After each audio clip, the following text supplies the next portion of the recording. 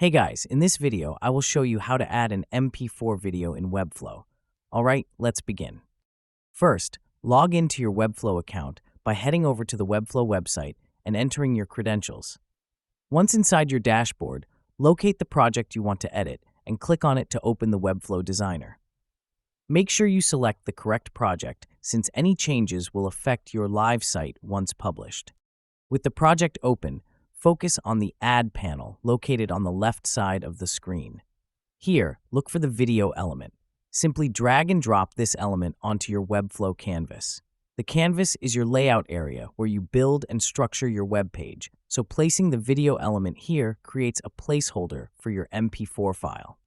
If you're working with a complex design and can't find the video element quickly, use a shortcut.